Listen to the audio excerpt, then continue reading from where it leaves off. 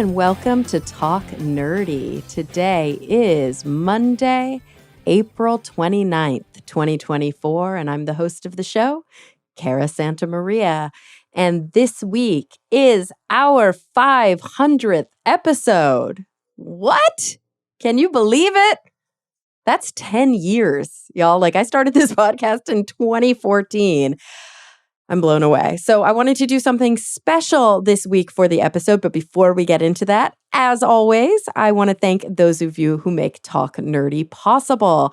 Remember, Talk Nerdy is and will always be 100% free to download. And the way that I keep making these episodes, keep paying my incredible assistant, Noelle, my editing team, I guess we could call them, and, you know, for the time that it takes and the equipment that it takes to do it, is I rely on the support of listeners just like you. I use Patreon as the platform. That's Patreon, patreon.com/talknerdy, where you can learn about how to make a per episode donation to the show. This week's top patrons include Anu Barawaj, Daniel Lang, David J.E. Smith, Mary Neva, Brian Holden, David Compton, Gabrielle F. Jaramillo, Joe Wilkinson, Pasquale Gelati, Riva Keith, and Ulrika Hagman. Thank you all so much for keeping the show going strong. 500 episodes in. So I did this, I think, maybe at 250 or 200 or 300, but I thought it might be a fun thing to do an AMA. A lot of you had questions for me. We elicited them via, I guess, the platform formerly known as Twitter, Instagram, and also through Patreon, and kind of collected them all. And then I invited my good friend Eli Bosnick to the show. So those of you who listen to our crossover events will be pleased to hear it. He was by far the most requested interviewer for this episode. A little bit about Eli. He is a comedian, podcaster, and magician, and co-hosts a ton of podcasts in the sort of Puzzle in a Thunderstorm, I guess, world. He co-hosts God Awful Movies, The Scathing Atheist, The Skeptocrat, Citation Needed, and also Dear Old Dads and D&D Minus. I am a somewhat regular guest on God Awful Movies, where we watch a very, very bad film. Sometimes the worst of Christian cinema, but very often also just like bad pseudoscientific or like misogynistic movies. And then we go scene by scene and shred them to death. So that's been simultaneously horrible and fun for me. And Eli, just ever since we met quite a while ago, Eli and I have been very good friends, and I'm very honored to have him here with us today, asking these questions that you all posed. And yeah, you're going to learn a little bit more about him during the show. So without any further ado, here he is, Eli Bosnick, to celebrate the 500th episode of Talk Nerdy. So it is episode 500, and Eli Bosnick, you're here to help me ring in an accomplishment. What I love about this moment, Cara, is that there are like 6 people who are like, oh, fun, and way, way more that are like, why is this clown on my science show? Well, first of all, I sent you like a Google Doc with all of the questions that I elicited from Patreon, from Instagram, from Twitter. Yes, I still call it Twitter. And at least a handful of them were like, will Eli Bosnick please be on the Hell show yeah. with you? So, hell yeah. Again, those 6 people, dedicated to our friendship. I was actually thinking, since you mentioned, maybe for the listeners who don't have the crossover knowledge, like who haven't heard me guesting on God Awful Movies and maybe don't even know about the whole podcast universe that you're involved in, let them know, sort of like, well, because you have so many shows. So like, who you are in relationship to your shows. Maybe introduce the different podcasts that you host or co-host. Yeah, I'm Eli Bosnick. I am a comedian and one of the hosts of God Awful Movies, which Kara comes on quite frequently. We torture her over there with the worst of, I would say the worst of Christian cinema, but it's the worst of cinema, right? It's Yeah. Christian cinema, it's documentaries. The It's last bad one we watched was pseudoscience. just an old man yelling about GMOs for an hour and 40 minutes. But I'm also on The Scathing Atheist, The Skeptocrat, D&D minus, Citation Needed, and Dear Old Dads. I think I got all of them. There's 6 of them. If I missed one, I apologize. And like, you would think that would be your full-time job, but what else do you do? I am also a teacher and a magician. I run one of the longest running magic shows in New York City as well, which is actually how Kara and I first got acquainted. Is I was doing magic at a conference that she was at, and I made a bunch of jokes about Kara being in the audience that she was a great sport about. I remember that. That was so. And weren't we in like Australia? We were in Australia. That was like for Yeah, that was the first night of Skepticon they had me come up and do. It's so fun when you make a friend halfway around the world and then you're like, oh, we can just like hang out back home too. Yeah, exactly. Exactly. And now she has endured my driving podcast listeners. So chances of a 500th episode of Talk Nerdy were very low the entire time Kara was in my car. Can I tell you guys how good of a friend Eli Bosnick is? We had a conference for the other podcast I work on, The Skeptic's Guide to the Universe, called Nauticon.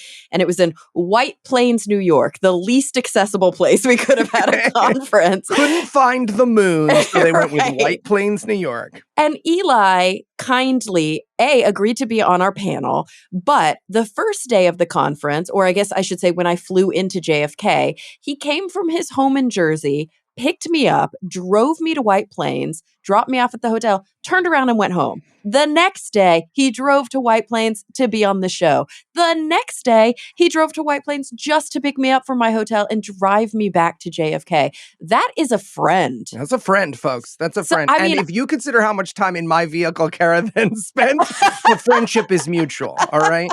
That's a suicide pact, if anything. It was scary, but we survived it. And so, yes, it's like Speed. You remember, like, our relationship is stronger for it. Exactly, yes. I am the Sandra Bullock and you are Keanu Reeves. I have always said this. 100%. I'll go with that. I've always said this. All right, well, let's get to your poor listeners who are like, get this class. I had questions for my science podcast. I was getting ready for this and I was like, I've listened to Talk Nerdy occasionally, like if I recognize the guest or if the topic grabs me. And just as we were sitting down to record this, I was like, I should stop. I don't belong. It's like I'm having the nightmare where you haven't studied for the test. No, this is perfect. Yes, exactly. But it's thousands of people who want science education. All right, so let's jump right in. I think this is a question you're going to get quite a bit. And we have a lot of questions on the document. Okay. Folks who ask, this is from patron Bo, who asks, in the number 500 AMA, I'd be interested to hear about your dissertation. Yes. Whether it's available anywhere to read, and more about your approach to therapy and work with patients. Thanks as always. Okay, so this reminds me of something that I need to do, which I haven't done. And I know this Write is like my dissertation. Oh, yes, I have done that. Thank fuck, because I never want to do that again. It reminds me that, when people on their like social media, you probably have one, like a link tree or some sort of, like mine just links to my website. And I think what I need to do is beef that up because I paid extra money to make my dissertation open access. So you can access it online. You can read the whole thing. It's not behind a paywall. The problem is ProQuest, which is the, I don't know, the organization, the company that publishes dissertations and theses, it's not easily searchable. No. Like even I have a hard time finding it when I go to search for it online. So what I would like to do is have a permanent link, and maybe I'll do that before this episode airs so that anybody listening, if you're like on Insta, Twitter, whatever, you can just click and you'll be able to see the dissertation there. We could even forward one of the variations of drkarasantamaria.com that I own to it for them. It's the perfect crime. Yes. For those of you who don't listen to God Awful Movies, Eli has a tendency to buy up URLs and create prank websites, which is oh so fun for a professional 10 or 15. 10 or 15. Just 10 or 15. A normal, chill 10 or 15. And totally, they're full of factual information. Yes, they 100% are. factual information. But yeah, so I actually have a copy of my dissertation right behind me because I don't have it memorized. Clearly, that would be nuts. That'd be tough. Yeah, that'd be rough. Yeah. But I've got like the title. At the very least, I can read the title because it's very long. It's called, for those of you who are curious, My Decision, My Way Out, My Time, an existential hermeneutic phenomenological inquiry into the psychological experience of medical aid and dying, which is a very dense title, like most of us in academia do when we're feeling insecure about what we know and how smart we are. But really, what this is I had the opportunity to interview 4 different participants who were at various stages of choosing to die with medical aid. And that's what we call the process of eliciting to hasten the end of one's life once they have a diagnosis, usually of 6 months or less, and they want to ingest medication that will hasten the end of their life. And so we don't have euthanasia in the United States; it's not legal here, so somebody else can't like inject you. You have to choose to ingest the medication yourself, and there's various ways to do that. Anyway, not to get in the weeds, I interviewed 4 different individuals who were in different stages. Some of them were just thinking about it. Some of them already had the prescription and it was just a matter of days before they took it. And I asked them lots of questions. What's been hard? What's been easy? Are you ready to die? What's been the impact on your family? How are you coping with this decision? Just to gain a lot of insight, because most of the literature is not from the perspective of the dying. And that makes sense from like a logistic point of view, right? Most of the literature is interviews with family members or practitioners, because it's hard to meet somebody where they are if they're actively in that process. You have to catch them at the right time. They have to be well enough to want to talk about it. It's a big thing. But you can indefinitely speak to a family member after that. So I was very lucky that I had the participants that I had to share their stories with me. A couple of them have since died. From what I know, one is still living, and a fourth I haven't been in contact with, so I'm unsure. But it's a great mix of sort of psychological science, philosophy, and I think I tried to imbue it with, quite a bit of humanity too. Some of the stuff is dense and academic and probably harder to read, but other aspects of it are quite, I think, meaningful and honest and really easy to read. I tried to write it, at least the discussion section, in very plain language. Yeah. So something that came up, and you gave a wonderful talk about this dissertation at QED last year, Mm-hmm. and something that came up in that talk that I think this question really gets at is how that connects to your work as an existential therapist. Mm-hmm. One of the questions that we get a ton on here is, what is existential therapy, and how did it lead you into medical aid and dying, and Yeah. how does this dissertation affect your practice now? And I think it's an important question, because those of the listeners on the show, or definitely on Skeptic's Guide to the Universe, who like read a lot about science-based medicine and science-based psychotherapy, probably read a lot about cognitive behavioral therapy as like gold standard, randomized control trial outcomes in psychotherapy. And when they read about existential therapy, they're like, this seems a little bit gooier, or it seems like maybe a little bit even wooey. And so I'm here to kind of maybe talk about evidence-based psychology or evidence-based psychotherapy, and then the different orientations to psychotherapy. So we're going to do a quick and dirty. Do it. Please interrupt me and ask me clarifying questions, because that would be really helpful. Absolutely. The history of psychology. Well, and this is good too, because Eli, you've been very open about your experiences in psychotherapy and in psychiatry, In needing it. well, and same, Yeah. and so like it'll be great to kind of hear it from both perspectives. So basically, when you're trained in a graduate degree in psychology specifically, and I'm not speaking to like a master's level MFT, LCSW, so that would be marriage and family therapist, licensed clinical social worker, even professional counselor. Different states and jurisdictions have different titles for those certifications. I'm specifically talking about psychology because that's what I know.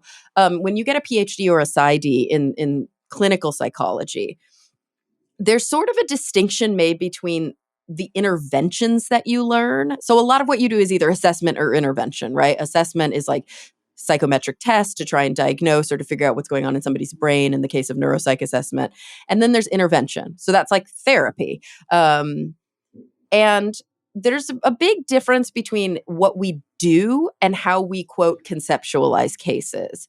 And so we call the conceptualization piece oftentimes one's orientation. And somebody who is trained as a psychologist often identifies with one or more orientations. Some people identify as cognitive behavioral therapists. That's how they conceptualize cases. They believe, and I don't want to like minimize any of these. So, in giving a very simple explanation, I'm leaving some stuff out because it's much deeper than that. But they believe that the human experience is one of cognitions, it's one of emotions, it's one of behaviors. And often when people are experiencing mental illness or even just psychosocial distress, it's because there's an error in thinking. It's because sometimes the thoughts and the behaviors aren't linked appropriately. And so intervening in that way is a good way to get out in front of those issues. There are other people who are more psychodynamic in nature. That's sort of the modern version of psychoanalysis. And they often believe that there are patterns that are laid down in early childhood. And those sort of patterns, and they really, there's good evidence to support this, in your neural architecture affect your decision making and your behaviors later in life. And so kind of investigating those patterns and working on resolving some past traumas and things like that is an important approach to therapy. And then, and by the way, there's like a million ways to think. A lot of people are a combination of all of those things. Another orientation is existentialism. Very few schools teach this. Most schools only teach from the cognitive behavioral model, by the way. And then you sort of like dabble in this other stuff. My school, I was lucky because you can choose an orientation and you can be trained within that sort of that focus. So existentialism is sort of like part philosophy, part psychology. And the most common way that it's described is a way that a modern practitioner, Irvin Yalom, conceptualized it in his big tome, Existential Psychotherapy. And that is that there are 4 basic givens of existence. So to be a human being in the world, to exist in the world, means that we are grappling with things that are fundamentally human that we all face. And the 4 that he identifies, which is based on a lot of philosophical work before him, are fear of death, loneliness, meaninglessness, and the relationship between freedom and responsibility. And so we believe that a lot of psychosocial distress comes from difficulty grappling with these existential givens. And so a lot of the work that we do focuses on these issues, focuses on meaning and making meaning in our lives, focuses on working towards that, maybe not solving the fear of death because it's natural to be afraid of death, but actually confronting it and being open about it. And it tends to be an approach that works well in the type of setting where I work, because I work in a hospital and I see patients who have cancer and I see patients who have heart failure and I see patients who are very, very sick. And so those existential issues are important. Now, that's not to say that and it takes different forms. Like a big person that we talk about very often is Man's Search for Meaning is Viktor Frankl and sort of his teachings on meaning. That's called logotherapy, which is like a form of existential therapy. There's Rollo May. There's a lot of different practitioners and kind of theorists that we read.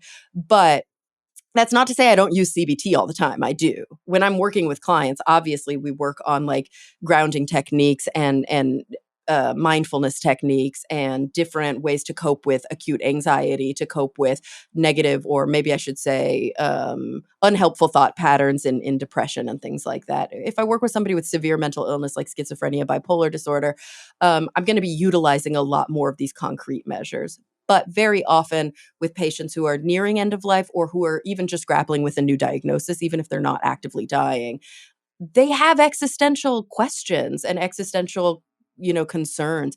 And going there with them, in my experience, can be really, really helpful, meaningful, authentic. And it often is a safe space for people to talk about the hard stuff when they don't always feel comfortable or safe doing it in their daily lives with their other practitioners or with their family members or their friends. So that's a very long way to describe what I do. It's not what everybody who's an existential practitioner does. And so I utilize evidence-based approaches, but existentialism as an orientation in some ways can't be evidence-based, because how do you test an orientation? The things that look the best on paper in psychology are the things that are the most manualized, the most concrete, and have the fewest variables. So it's like the things that we know are evidence-based, in some ways are evidence-based because they were easy to test. And the things that we know are pseudoscience, we've debunked. So that's great. We know not to utilize pseudoscience. But there's this other kind of aspect of psychotherapy where it's kind of untestable, except in the larger picture, which is that on outcome studies, people say they feel better. They say that they're more connected, or they feel safer, or their mental health has improved in whatever subjective measure that is. And we know from the literature, it doesn't matter what approach we use. The number one feature of that is the relationship between the therapist and the client, and also that the interventions are appropriate to the client's issues. So the orientation actually doesn't seem to have any influence on good or bad psychological outcomes. It's basically people who have bad outcomes in therapy, it's often because they have a bad relationship with their therapist. It's very similar to teaching and pedagogy in that way. Like, we know that the number one ingredient in good outcomes for students is good teachers, and relationship with their teachers, and therapy kind of works the same way.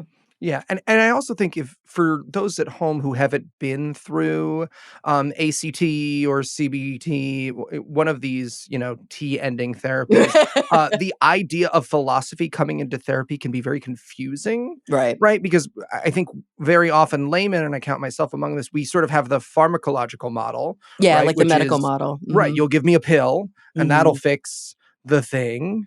Or I talk about my mom Right. and then I say like, aha, or I cry or Yeah. I vomit or something in the office, and then I don't, hit And my then I'm dog anymore. cured. Right. And then Yeah. I'm better. Right. And Yeah. then, and this new understanding that has emerged, which really, I mean, it depends. I don't want to start a therapy feud on your podcast here, but probably starts with REBT, rational, Mm. ethical, behavioral therapy, which is controversial for a lot of reasons, Mhm. but is a much more philosophical model than CBT, which evolves out of it. I mean, the Right. brilliance of Burns is that he creates a modality. Right. Right, and that's, Um, yeah, because that's marketable, and that's something that yes, we can teach in a textbook and all it's a those things. bibliotherapy. I mean, it's Yes. incredible. Like, Yes. and not to downplay Burns's work at all. Like the idea that you can give someone a book and then Yeah. statistically show that'll improve their mood and help their score on the depression matrix, like And you can see rules. behind me, I have shelves of manuals that I Yeah. reference and utilize. It's just not the only way, and it's definitely not the guiding way for me. That leads us really well into our next question, because one of the things that I've always loved about your show, and especially now, because again, I started watching you as a fan of SGU, and then seeing you come to the show, That's right? Just so seeing your weird, Eli. I know. I know. That's I will say weird. that there are lots of people who don't know who we are, who are going to be like, she had one of her stalkers on the show. I don't know. He drove her back and forth from some airports, and then he memorized her dissertation. He makes websites about her. Was that a kidnap? I think we heard a kidnapping, guys. Slow, a very slow, drawn out. Can Yeah. we can we check how often she was blinking and whether there was some kind of Morse cry for help in there? But one of the things that's really changed about this show, because I remember when it started and it was the beautiful, amazing psychom that you do. One of the things that I've noticed as your practice has deepened and as you've explored this part of your career and what will eventually become like your passion, is Mhm. the interviews have deepened in the same Right. way. Yeah. And so that brings us to Jason's question, which is an amazing transition, which is, how do you perceive your psychology training, congrats, doctor, has changed your interview process? Ooh, I like that, because I really did start before I became a psychologist. I was, as you mentioned, a psychommer, a science communicator, but I was also a journalist. Like, I often would downplay that aspect of my career, but it was a part of my career. I worked for PBS for years and years on like a local show called SoCal Connected, and most of the shows that I've worked on as a science correspondent involved some level of sitting down with somebody and going deep with them, digging and trying to get not just an answer to a question, but an answer to a question that's palatable for the audience, that's, only in so many words so that it fits within the constraints of the television show. Like that kind of art and science of eliciting responses as an interviewer. And then when I started my PhD, I started doing therapy, but I also continued on the academic track and I did this dissertation, which also involved interviewing. And so it's been a really interesting confluence because they're all separate skill sets, but they do um, they're synergistic in a way. They play off of each other. But yes, an interview for a television show or an interview for a podcast is very different than a psychology interview for a research project, and vice versa. So what I try to do, I was literally just talking about this with a patient earlier today. I live my life somewhat algorithmically. I don't think I'm always aware of it, but I try to I work on that introspective component where I try to have that meta awareness of the decisions I make and the thoughts that are happening in my head. And very often when it comes to decision making, when it comes to, I'd say, decision making and choice, but I think other aspects as well. What I try to do is think about the fact that like the experiences that we have in the world are algorithmic and they are ambivalent. Like there's no such thing as like a pure 100% good outcome or good choice. There's no such thing as 100% bad choice.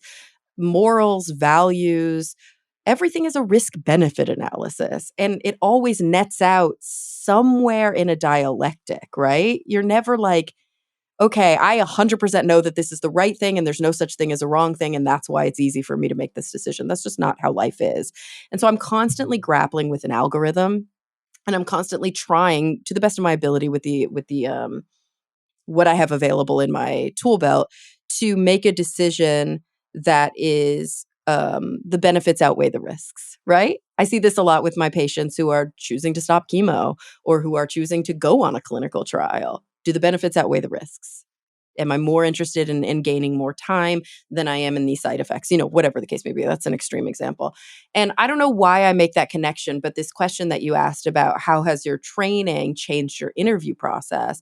I think it's in some ways similar. Like I'm always approaching these things algorithmically, and I'm always trying to sit in the ambivalence and the confusion and the uncertainty with whether it's a patient, whether it's a research participant, or whether it's an interviewee on the podcast, to get into the gray. And that I find that makes the best interviews as opposed to the classic standard checkmark questions. A lot of times the feedback I get, which I'm very proud of after an interview with somebody who just wrote a book is, wow, that didn't feel like any of the other interviews I've been doing for the book. Most of them, they just asked the same things over and over. And we actually barely talked about the book. Right. And I'm like, yeah, sorry, but that's my approach. And I think that they have fed into each other. God, that was a meandering answer. No, I think it's a great answer. And I also think it's one of the things that I have loved and continue to love about this show is that I get to see the human side of someone, which is often really fascinating, right? Not that I don't love, an anthropologist or someone who's been a lawyer for the ACLU or done some amazing work, but also them taking a step back from their trained answers and connecting with you on a human level, I think in many ways is as useful as the information they have to deliver. Yeah. Right. Because we see that human being behind it. Yeah. And along the lines of what you were saying about like life decisions and stuff, that actually sort of perfectly blends into this next question by Ulogis/Ali Ward. Oh, ologies. We'll pick that up. Ologies, Ali Ward. It's okay. I mispronounced it, not you. So you can blame me. It's funny because so Allie's a dear friend of mine. She's been on the show. She actually did my previous AMAs, and she has a wildly popular podcast called Ologies. Oh, sure. Which is probably bigger than our shows combined. I don't know. It's hard to say, but it's a huge show. I mean, Allie, check out God Awful Movies because there are dozens of listeners over there, Allie. Yes, and here on Talk Nerdy, the dozens are tuned in right now. But no, Ologies, what she does is she interviews a different ologist each week, and her episodes are like really well researched and really beautifully produced, and she's a hilarious person. And I'm always honored when there's crossover. When somebody's like, I heard you on Ali's show and now I listen to yours. I'm like, what? So it was very sweet that, yeah, she commented when That's we put out amazing. the Well, thing. this Yeah. was her question. What legacy do you want to leave behind? How do you want the world to be different because of your work? Yeah, that's a really hard one that like I don't know if I have a concrete answer to that. I'll try and keep it from being as meandering, but I think it's an important one because it's a big part of that meaning making process that I do with my patients a lot. And one thing I always try to do is practice what I preach. Like, I'm always talking about advanced directives. I'm always talking about like things that are important with my patients. And then I'm like, wait, do I have a living will? Like, have I done that work? Mhm. So I think that, legacy. I was literally just talking with a patient today about legacy. And it's different for different people. And I think for some people, legacy is tangible. Sometimes when you reflect back on your life, you have tokens of your life, these trinkets to show for it. For other people, and it's usually a combination. Your life is full of experiences, and sometimes experiences are a little bit more ineffable. Like all you really have are the memories of them or the stories that you share, the narrative. Some people take a lot of photographs, so then they've got that token of the experience, or they write quite a lot. I'm not good at taking pictures. I'm not great at writing my thoughts down on paper, but I'm very lucky and privileged that I've had the opportunity to have the airwaves so that I can sort of get my thoughts out of my head and into this format. I know that Talk Nerdy doesn't have the biggest listenership, right? It's not a Joe Rogan. It's not one of these shows that like appeals to the masses. Um, but I guess I hope that my legacy is that grappling with these issues and sort of working them out in real time and sharing with individuals, that art and science is coming from that. I think back to an episode by I think his name was Brian Lowry, but I don't have the best memory, so I want to just look it up and make sure. Yeah, it was Brian Lowry, who is a social psychologist from Stanford, or actually, is he? No, he went to UCLA, but I think he's at Stanford now. He was on the show talking about a book that he wrote about the self and how we develop self, what self is, and a huge part of the sort of underlying thesis of this book was that we are creatures that are fundamentally social, and there's always intersubjectivity. So I've got my subjective truth, you've got your subjective truth, and there's a space in between where we co-create. And I am not myself if not for my relationship with others. Part of who I am is my friendship with you, right? Often when you ask somebody, who are you? They'll be like, I'm a mother, I'm a daughter, I'm a teacher, I'm a psychologist. We identify ourselves as a function of our relationships with others. And that's in some ways how we create the sense of self. And so I hope that my legacy is one that is combined with the legacies of other individuals to co-create this meaningful space, even if it's a bit fleeting. Yeah. I mean, on the note of the legacy, and this is one of the questions that we saw on there is obviously you are a woman in SciComm, which is rare. Less rare than it was, but certainly rarer than it should be, and significantly more rare when you got into things, right? When you got into SciComm. And one of the questions that I love, I am not looking at it right now, but it was along the lines of when you entered the skeptic slash science communication space, it was a vastly different space in terms of opinions on social justice than it was now, but you were pretty much always on the boat of social justice. How have you, as someone who's been a leader of that community, as someone who's been sort of from the top getting to talk to people, how have you noticed that change take place? What have you noticed? And how has your experience as a woman in SciComm changed? Yeah, it's funny because I'm hoping that you will interject too, because I feel like you, About Eli. your experience? Thank you. Finally, a Finally. man weighs in. I was just like, blah, blah, blah, blah, blah. Let me tell you how Kara's been loving it. Maybe I should clarify. I will share my experience, but I think that you are significantly like more knowledgeable, or you have your finger more on the pulse of sort of the the hot goss in these communities. Yeah. And so there's probably terminology that I don't know, but I will kind of go back a little bit. When I first started in a public sphere, I was doing SciComm, but I wasn't fully aware that that was a thing.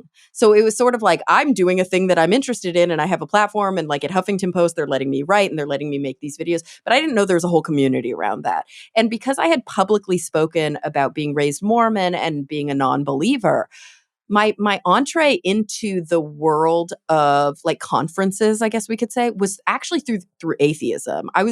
My first conferences were all atheist conferences, and then I started getting more involved in sort of skepticism, science communication. But it all sort of happened through atheism. And I will say, even in my life, I was an atheist long before I was a scientist. And I think that there are some similar critical thinking components to both quote labels or hats that we wear. But that was sort of how I came in, which means that I was faced pretty aggressively with like the firebrand new atheism movement. And although I was agreeing often with the sort of hard science approaches and explanations to individual practitioners in that space's arguments for atheism or against God or whatever, however they defined it, I very quickly saw that underneath that there was a lot of darkness. And I think I was naive when I first started. Like I was like, oh, everybody is out for like just to make the world better. And then I started realizing like, oh, that person is a predator, or like that's a gross thing they just said about women. And as those things started to happen and I got a little bit more savvy, I realized that there was a hard kind of new libertarian bent within these spaces that felt very white supremacist, that felt very anti-woman. And that's not to paint it with a broad brush, but some of the practitioners or the sort of most famous people in these spaces had these, I think, problematic views. But because they were so beloved in those spaces, they had carte blanche to sort of leave their lane. And this is, we see the Richard Dawkins and the Jordan Peterson. And don't get me wrong, I was never a fan of Jordan Peterson, but like you see that it's almost that has become their new soapbox. Like it's not even about atheism or about, pure science. It's about like, oh, I'm going to use my legitimacy to now have an anti-trans agenda or whatever. And that's gross to me. And so I do think what has happened, and maybe this is the part where I'd love you to fill us in, has been that there's like been a shift or almost a bifurcation where the kind of almost anti-SJW, like that group has just doubled down and become its own silo. And then there's been a whole really beautiful movement that is very social justice oriented, that is very feminist, that's very anti-racist within these communities. And some people chose to pick a lane, and now they're living in that lane and dealing with the consequences of it. Yeah, I completely agree with you. And one of the reasons why I wanted to ask this question is I think that you and the work you do, not just by your existence in our community, but especially the work you do on SGU, has been a real opportunity for our communities to shift in that way, right? SGU being, of course, one of the sort of largest skepticism podcasts, science education podcasts out there, having that voice on there consistently in the right, consistently standing up, consistently talking about the social justice elements of the story that's being talked about, right? Right. Like the part that's like the unsaid part where I'm like, we can't leave this unsaid. Like we've got to bring it into the space. And sometimes that is, on SU, sometimes it's always welcome. Sometimes it's not the focus. And sometimes it may feel like I'm pulling them out of the focus. And don't get me wrong, we get a lot of hate mail because of that. But I have to say that I'm pleased with how the guys over the years have made that space, have fostered that space, and don't get me wrong, it's not natural for a lot of older white men to think this way because the privilege that they've had their whole lives didn't make them have to think that way. It's like when somebody says they're apolitical, it's like, tell me you're a white guy without telling me you're a white guy, like, exactly, like yeah. You have the privilege of being apolitical because these political are always just going to favor you anyway. So like no matter how the vote goes, you're good. Right. Whereas for a lot of people, the political is the personal, right? Like a Roe v. Wade decision actually affects my life. And so when we talk about that kind of stuff, sometimes my role, and I don't see it as a burden, I see it as I can't help but do it, is to kind of be like, no, we can't gloss over this, you guys. This is actually a core component.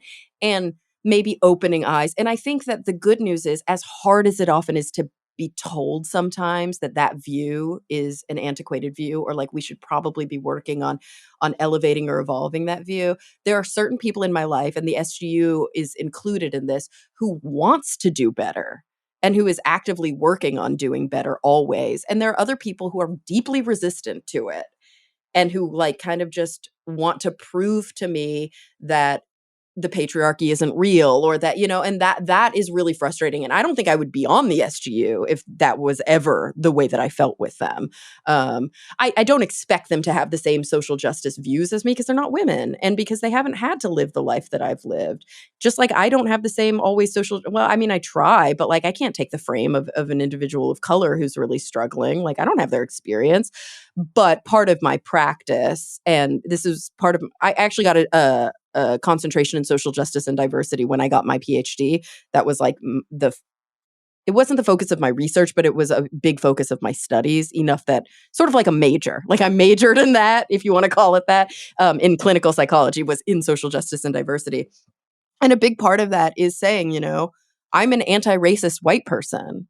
I'm a feminist woman, just like you. I mean, I don't want to put words in your mouth, but you are overtly a feminist man.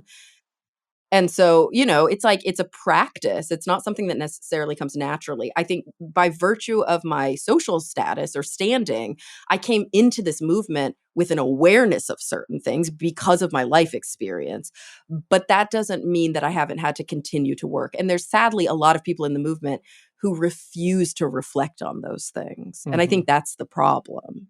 It's like, do the work, right? Yes. And one of the things that I think you are really excellent at is sharing spaces with people who have not done that work without ceding spaces to those who have done that work. Oh, I struggle with that all the time. Yeah, one of the really good couple of the questions that we got were that, like, you have been on the shows of very controversial people. You have shared panels with very controversial people and have not babied their bad ideas. Yeah. And so one of the questions we got from Maysho here, I hope I'm pronouncing that correctly. Mako. If I'm pronouncing it wrong, it's me. I will never be on again. I promise. I'll be on episode 1000. Was how to hold your space, like how you hold your space like that, what your experience of having to be that person so often is like. They gave a very specific example from a TV appearance, but like what it's like to hold those spaces and hold the line in that way, especially because, again, like for those of us who have been following you, especially for someone who was doing this like 10 years ago, who was doing it, quote unquote, before it was cool. Yeah. Yeah, we're at 10 years, even just on Talk Nerdy. And that started even after I was. Exactly. Yeah. So I think the thing that, that comes to mind is I'm often, my brain works in a funny way. Like some of my friends will be like, you have such a good memory for like science stuff. And I'm like, really? I have a horrible memory. And it's because I can't remember things that feel like they're isolated or disconnected. So I constantly connect things in my brain. Anyway, that's a little bit of a meta thing, but like anytime a question is asked or there's a reminder of something, it's like connected to all these other things. And so, oh, okay, here's my parallel. But I think about how I live my life as, let's say, like my romantic interests or my friendships. And I think I try to follow similar algorithmic kind of approaches in that space as I do in my professional space.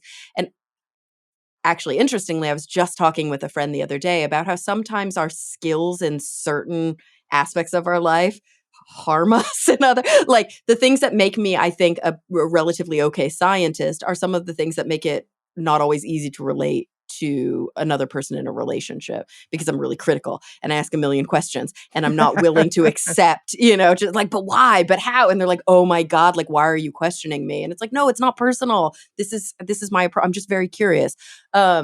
But going back to that question of holding space or like maintaining boundaries, if I can sort of reframe it a little bit, I try to do that in my personal life too.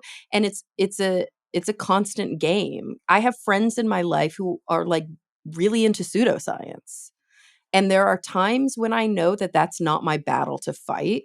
And there are times when I know that the approach to saying something is going to be perceived as cruel as opposed to helpful or and I wish we lived in a world where we were all so introspective and we were all so aware of our own egos that we could go there with everyone and focus on the things that are the most vulnerable. But we know that we can't, and we know that there's a time and a place.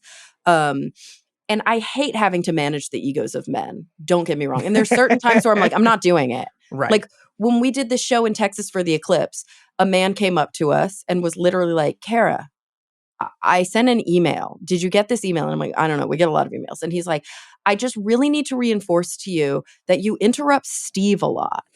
Like, please, like you really need to understand how much you And I was like, oh my God. And I remember being like, okay, we're sitting like on a dais. Like we're up here about to record. We're signing books and taking pictures. These are like VIP guests. I'm not going to break into a tirade, but I'm also not going to encourage this behavior. And I'm not going to do that thing where I'm like, I hear you. And I'm not going to like placate him. And so it was very stone faced. And it was like, okay, like I was harsh about it, but I didn't give him anything to go off of. And he had nothing left to say. And he like backed away. And I think that that's often a struggle. And I do it in my personal life too, when I feel mansplained to, when I feel that somebody is lacking empathy in a specific approach. Or very often now I'm finding situations in which it's the mansplaining thing. They'll tell me about an article they read about something deeply psychological, but they won't ask questions like, what do you think about that? Or you're an Doctor. expert in this. Exactly. And so the thing is, what a lot of people don't realize about mansplaining, and I know I'm throwing that term around, but like it does have historical context, is that sometimes it's literally like men, like Rebecca Solnit's book, men explain things to me. They go, I am going to tell you something and I don't want to hear your opinion because I know best. Sometimes it's that overt.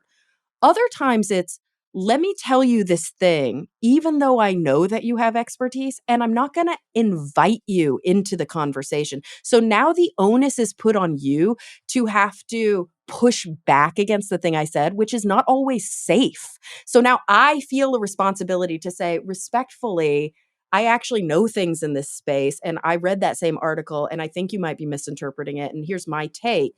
I shouldn't have to baby the ego of the person who's mansplaining to me in order to make the interaction safe. That's unfair.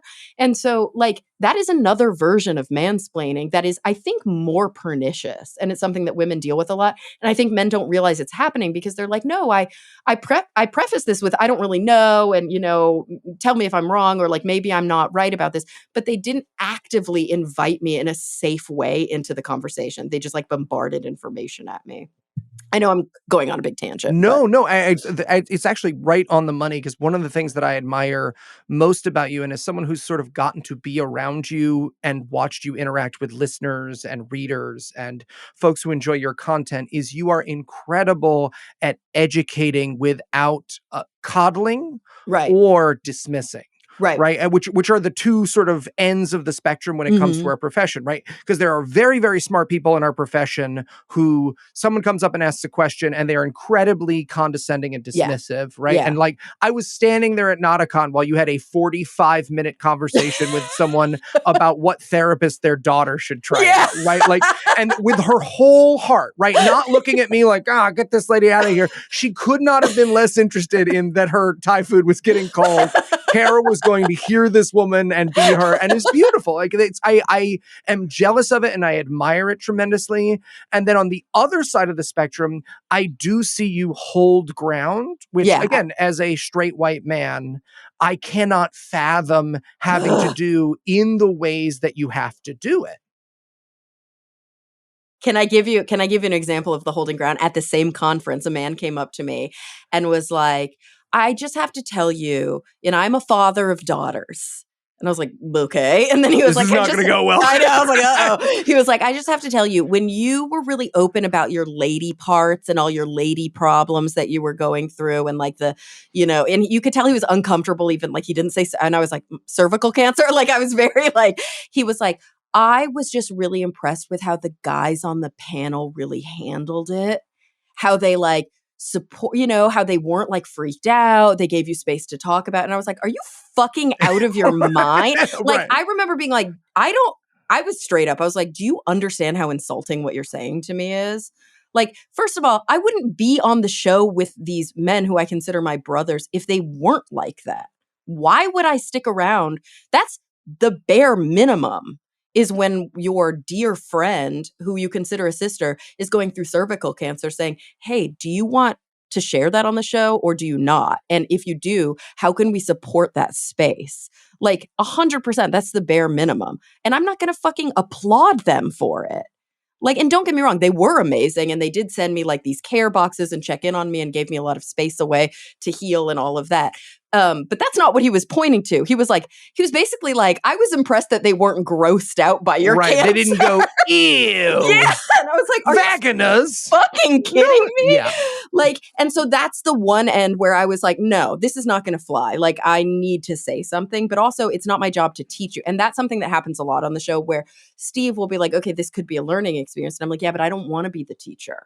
I don't want to be put in that. And so it's very kind that it's been explicated.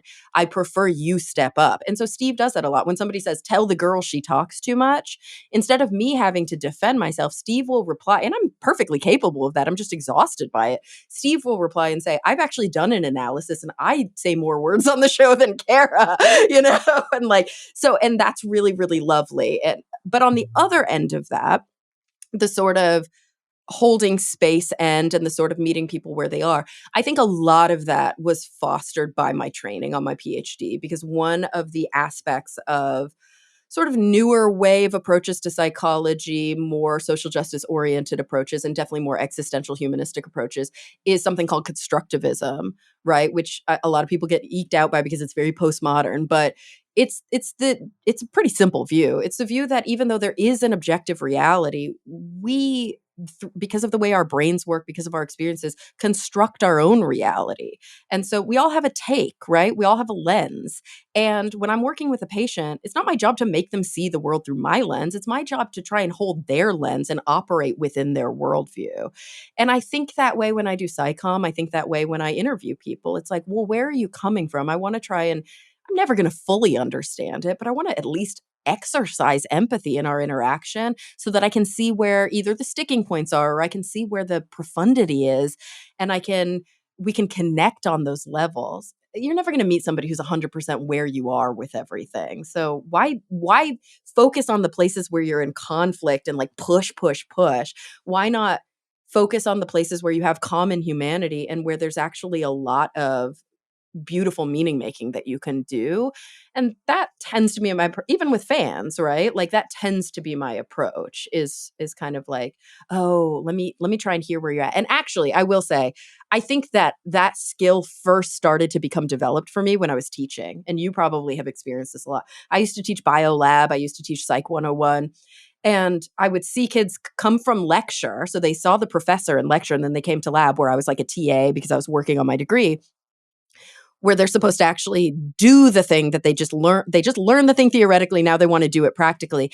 And seeing the light bulbs of like, oh shit, oh my God, I now get why they teach it that way, was so fulfilling that I started really practicing taking their worldview and saying, like, where are they getting stuck? Like, what can't they get past where they go, this is too hard, I'm just going to stop putting cognitive effort into it.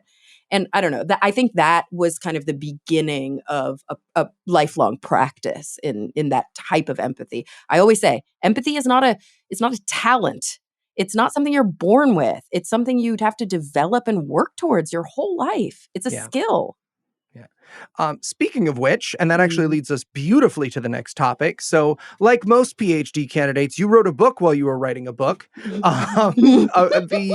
The wonderful Pseudoscience in Therapeutic Practice, which you co-wrote with Stephen Hupp. Stephen Hupp. I got it. I had it written down. Child psychologist Stephen Hupp, who is a prolific author. And to be clear, so in Pseudoscience and Therapy, we co-edited the book. So I really only wrote like the intro chapter, but our job was to find experts in each area of psychology. So like OCD expert, a schizophrenia expert, an ADHD expert. And invite them to write a chapter about pseudoscience in their field, and then work with them to curate that chapter to make sure that we're covering all our bases, to edit the writing, all of that stuff. So it's actually in some ways a lot more work, but in some ways it's less work for somebody like me who kind of hates writing, because I'm just helping other people's writing make sense and be fluid and all of that good stuff. But yes, Stephen and I wrote the book, and during that time I was on an episode of God Awful Movies. Let's set the stage. Maybe you can help me remember. I think it was the Scientology documentary. Yes. The Scientology documentary, like Psychiatry, The Secret Killer, or whatever. Yeah, something like that. Yeah.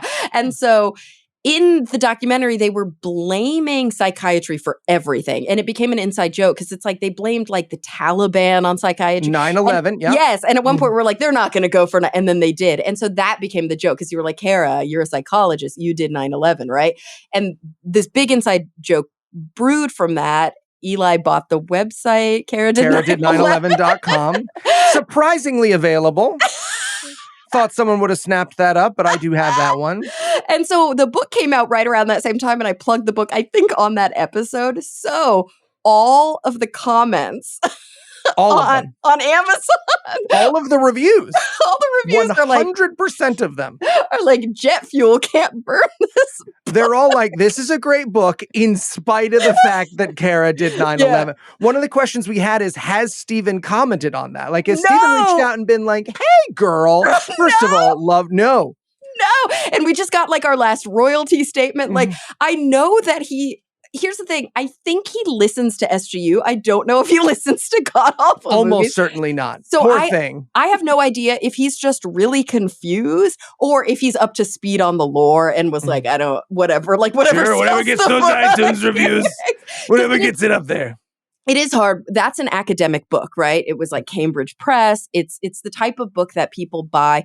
I've noticed that some of my like listeners have bought it because they want to be more informed. But most of the people who purchase a book like this are professors, researchers, or individuals who want their classroom, right? A university professor who wants to use it as a textbook in their classroom. And so I don't know if those people are even reading the reviews on Amazon. But I will say, buy the damn book. Because we don't get professional books, like textbooks like that, you don't get in advance. It's very rare. It's very different than trade publications like the Skeptic's Guidebook, where you get in advance and you can utilize that to help pay your bills while you're writing. With these, you write the whole thing on spec and you only make money on the back end, because that's how academia is. There's no money. Yeah. So yeah, buy the book if you're interested. So I love that book. I love how much empathy is in it. You spoke about empathy, which is sort of what reminded me of this question, is that it is a real attempt at understanding of where that pseudoscience come from, right? It's not a proverbial Hitzschlap, right? It's definitely not like making fun of people. Jerks think this, right? Which I think is wonderful. So one of the questions that we had that I really wanted to touch on is from Kristen, who asks, I would love it if you could talk about therapy / finding therapists in general. Things like, should I avoid someone who employs certain therapies? If someone purports EMDR something I should be wary of? Is EMDR a valid therapy? So EMDR is one of the toughest ones there because the APA, the American Psychological Association, identifies it as an evidence-based therapy. And because of that, it is really, really hard for somebody who is a really skeptical, critical thinker. If they come across a practitioner who, if their whole practice is EMDR, I would definitely say, like, take that with a grain of salt. But if somebody's like, yeah, I mean, you know, some people do it and it works for them, that to me is not offensive because their own training is showing them or is proposing to them that this is an evidence-based technique. Now, the book goes into why that is. We call it, it's like a purple hat. Like, it's a very interesting idea. Let's say you are afraid of bridges and you learn a bunch of techniques from your therapist to ground yourself while you cross these bridges so that you don't have a panic attack. So, you know, you're doing a certain type of breathing, you're doing some grounding exercises, you're very mindful and kind of introspective during this, and you get through and you don't have a panic attack. And then the next time they go, now I want you to wear this purple hat and it'll protect you from a panic attack. And then you're like, the purple hat worked. It's like, no, all the other stuff you did worked. And in some ways, that's what I believe that's what EMDR is. they're doing therapy while they're making your eyes wiggle back and forth. It's not the eyes. It's not the eye movement. It's the therapy that's working. So like, and that's all really well explained in the book. So yes, if you are dealing with trauma, I don't recommend, that EMDR is your first line of treatment or even your last. Really, there are other evidence-based treatments for PTSD and CPTSD that are well accepted. Cognitive reprocessing, like there's a lot of different approaches. And I do recommend going to a certified trauma specialist to do that kind of work. Or if you're in with a generalist therapist, they may be able to recommend certain things for you. That said, just like with your doctor, you've probably gone to the doctor before and they're like, yeah, take some zinc during your cold. It's hard because it's like, I know that's not going to do anything, but it's also like, I don't want to throw the baby out with the bathwater, right? Because you're a really good doctor in all other aspects. And there's this one area where the evidence is a little bit loose. I caveat it with everybody's not going to be perfect. But when it comes to finding a therapist, I recommend and this is here in the United States, this is very US specific. I recommend literally there's a website called Psychology Today. And it's a website where most therapists pay to be featured on the website. But it has really good filters. So you can put in your insurance information, you can put in your uh concerns. I only want to see a male therapist. I only want to see a Black female therapist. I'm super interested in existential approaches. I'm somebody who has relational issues. I need help with my OCD. You can click all those things and it'll show you who's in your area. It'll often tell you if they're accepting new patients or not. I don't recommend ever going through the site. It's just once I find the therapists that look interesting, then I look at their website. And I like therapists with websites. Right. I think it's weird when they don't have one, but some of the old school ones don't have one. But then I like to look at their website and see, do they offer a consultation? Are they accepting patients? Is it telehealth only? Remember too, in most jurisdictions, if let's say you're in a rural area and you want therapy, you don't have to see a practitioner in your area so long as they're within your state and they hold a license within your state. You can see them via telehealth. So you can I can see somebody up in NorCal, and it's totally legal. It's totally ethical to do that via telehealth. So that opens up a lot of options. A lot of people aren't doing in-person therapy anymore, and that's fine. If you like it that way, that is still available. But I exclusively do teletherapy. I'm in the hospital's Mondays bedside with people who are inpatient, but my outpatient, like my regular 50-minute hour sessions that are recurring, are all on the computer. Yeah, absolutely great stuff. All right, we have time for a couple more. I wanted to get a few of these fun ones in. Sure. This is I know we haven't had enough fun yet. I know. Eli. It's because you're so interesting. From Fran Pla 5 says, huge congratulations, Kara. Since you watch so many documentaries, which 3 would you recommend to us and why? Ooh, this is such a hard question. Okay. I am obsessive about documentaries, and I appreciate that somebody is listening when I pontificate on this stuff. The first one is kind of a cheater answer because I highly recommend Frontline, which is actually a series. So now you get like hundreds of documentaries in one. But Frontline is a PBS series. It's very long standing. A lot of the back catalog is on PBS's website, but often episodes are sold to like Netflix or other streaming platforms. And even if you're outside of America, you can often find PBS documentaries. For example, 20 Days at Mariupol just won the Academy Award for Best Documentary, and that was a PBS episode. That was a Frontline episode. It covers so many things, and I do have to caveat it that it is an American documentary series that is from an American lens. That's not to say that all the reporters are. Very often it's covering conflicts in like the Middle East, for example. The last episode was mostly in Ukrainian and a little bit of Russian, and it was about these sort of children in Ukraine in some of the occupied territories who have been brought into Russia and sort of like attempts at re-education and like all these attempts to try and to reconnect them with their families of origin and stuff. So that, it's not uncommon that you have episodes that aren't sort of American focused, but they do have a slight bias there. But I think it's some of the best storytelling. I think it's some of the most kind of the journalistic principles are really solid, and I love it, love it, love it. That's enough on Frontline. I can talk about Frontline for days. But also, I would say probably I'd say the documentary that I recommend to people the most is a Jennifer Siebel Newsom documentary called The Mask You Live In. So Jen Siebel Newsom is a Californian director. You may recognize the last name Newsom because her husband happens to be the governor of California, but she is an incredible filmmaker. She works on the Representation Project with Gina Davis. And, she really started out trying to do a lot of investigation about how women are represented in media. So she had a daughter. She made this lovely film, Misrepresentation, about that. And then she had a son and was like, okay, I'm really interested in how the patriarchy affects men. And she made a beautiful documentary about performative masculinity and its negative impacts on young boys and men and some of the outcomes that come from the pressure to constantly perform masculinity and from the narrow definition that we culturally have of masculinity.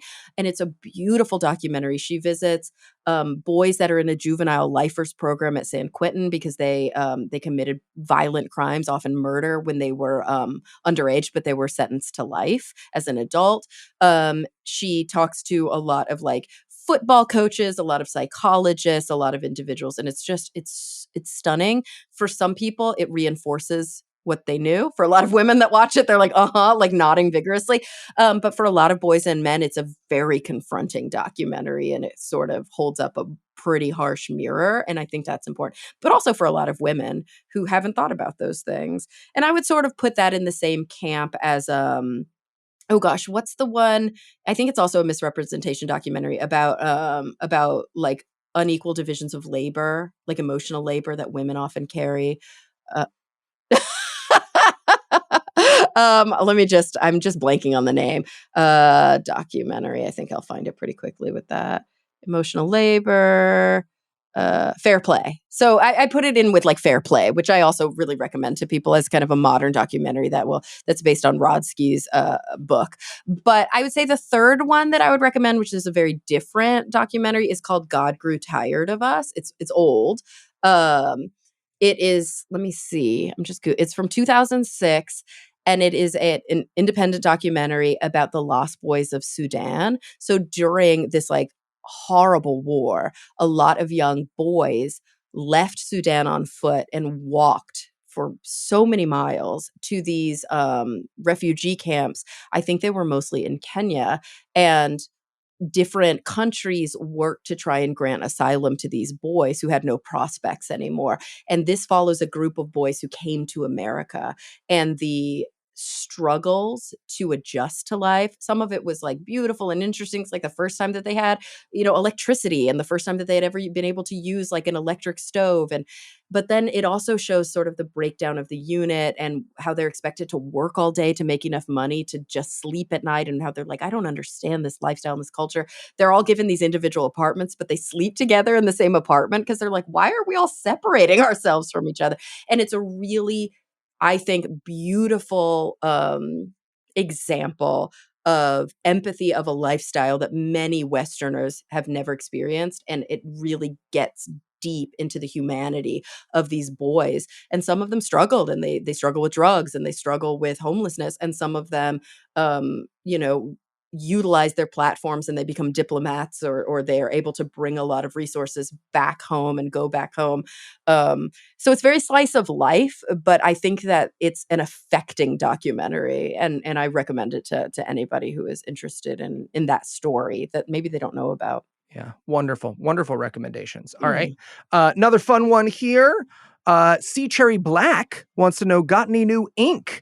Going to commemorate the PhD with some. So I don't have any to commemorate the PhD, but I will say so. And those of you who have listened to my show know all about the cancer stuff and the diagnosis and the hysterectomy. So last year I got a big uterus tattoo, not on my uterus. I don't have a uterus. On my arm, I got a uterus depicted, and it's got a lot of flowers and beautiful things that cover up like I don't know. It's got flowers over the ovaries because I still have my ovaries. It's got flowers over the vagina because, of course, I still have a vagina. But the uterus and the cervix are and the fallopian tubes are all shown in the tattoo because those are the things that were taken. So that one was new. And then only a few weeks ago, there was an incredible artist who was doing like a short residency in LA. She's actually from Seville in Spain. And so it was fun to try and communicate because like she, my Spanish is horrible and her English was limited and whatever, but she is a fine line artist. She does micro realism. And so I had her do a few tattoos on my hands. There's a brain on my hand, a couple little stars, and a heartbeat, like an EKG symbol, which is sort of my memento mori, like my, life is short. We don't know how much time we have. And then also on my ribs, I got her body, her choice. Tattooed. And then on my foot, I have the phrase existence precedes essence, which is kind of a very existential, I don't know what the right word is, but it's a trope, I guess. Like that sounds negative, but there's a word I'm looking for. Which is really a description of the idea that I should say it's an atheist existentialist view that there is no such thing as human nature, that obviously we weren't made in the image of a creator. We just are, we're thrown. This is a concept called thrownness. When we're born, we're thrown into existence. We did not give anyone permission to produce us. We did not talk about this in advance. So we wake up and we now have to make a life. And what we often think of as human nature is actually just a combination of social pressures that have been persistent throughout different generations and have shifted and changed. And so the view is that existence precedes essence as opposed to the other way around. I'm not born with an essence that I then fulfill. I just exist. And throughout my journey, I develop my essence. And that becomes the self and the relational qualities of who we are. And that is sort of something that I live my life by and something that has a lot of meaning for me. So I wanted to tattoo it. It's on sort of the arch of my foot because it's something I see quite often. I live in LA, so we wear flip-flops a lot. Right. Yeah. Yes. All right. Last question here. I think we're going to bring it down again. Yay. This is from Eli Lahorky. Okay. Congratulations. What keeps you up at night? Yeah. What really has you concerned about the future? And so we don't have to end on a down note. Thank you, Eli. Yeah. What are you genuinely hopeful about? Yeah, so this is the question that I ask most of my guests on the show. I always say that I'm going to do like a supercut or I'm going to do something with all of this beautiful information, but then that would require a lot of editing. And lately, I find that sometimes I'm so possessed by the interview that we run out of time and I don't get to ask them those questions. Or it's very likely that we've discussed those things throughout the interview. So it's kind of meta that it's being asked of me as the last question because it's the question I ask all my guests at the end.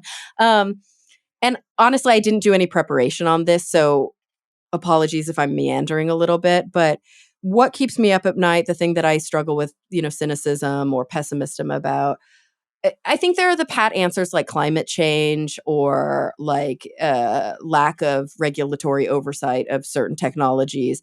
But I think that all of those big existential crises are actually born of an even bigger social struggle, which is a lack of empathy.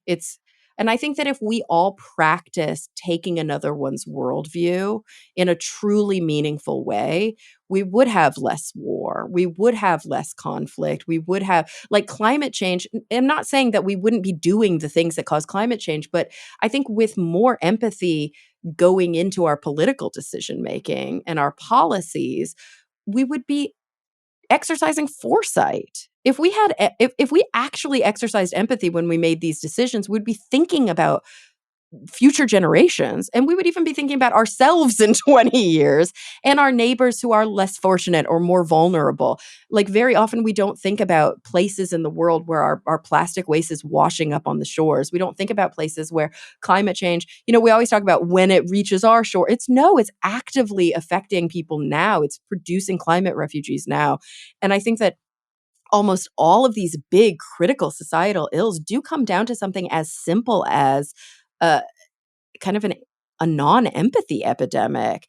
And I don't want to make it gendered because there's nothing that says fundamentally women are more empathetic than men. I think we're socialized to stress that skill more because of the pressure that we have to navigate the egos of men and the pressure that we have to try and maintain our own safety by getting out in front of other individuals. But I do wish, we do live in a world still that is mostly run by men. We live in a world where men have most of the political and economic power, and where empathy as a skill is not one that is taught to be the most important thing that men practice.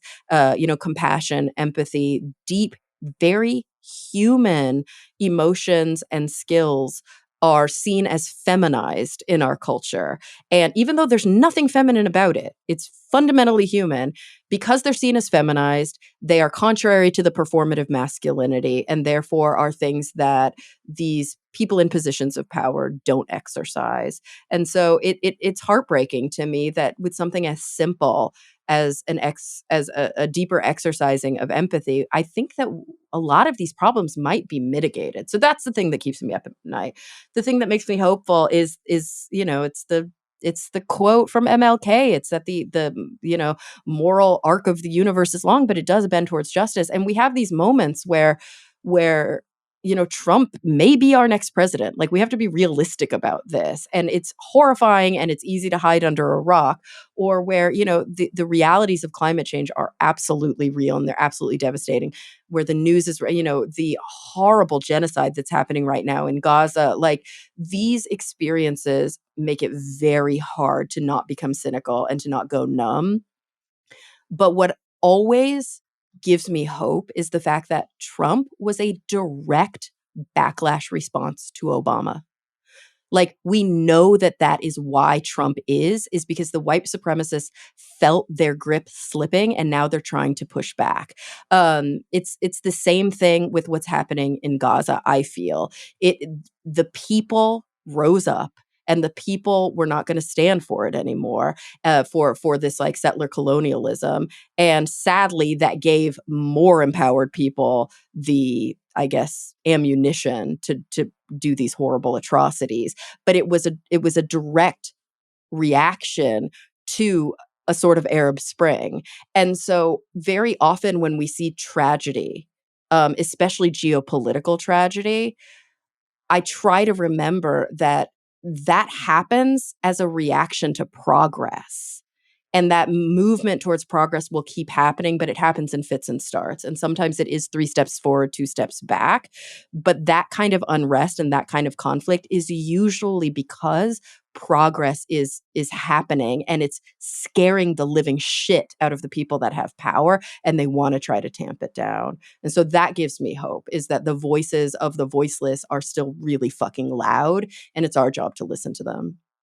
Absolutely. Well, Kara, it has been an honor to be here, and I am excited to be here on episode 1000. It will have, yeah. Wow, that I can't even imagine. But Eli, thank you so much. And thank you for keeping this fun and interesting. And I know sometimes I have a tendency to get heavy. And that's also why I was so excited for you to be here, because you're like probably my funniest, most fun friend. And I'll take funniest. I've seen who's been on here. I'll take funniest. It's always an honor. I always enjoy spending time with you. And I know it was a tall order to ask these really serious questions, and I'm just really glad that you were willing to take this time today. And I know your kiddo is upstairs asking for you and your Yes. and your wife, and so I don't want to take any more of your time. But thank you so much for being here, and to all of my listeners, thank you for coming back week after week to episode 500. I'm really looking forward to the next time we all get together to talk nerdy.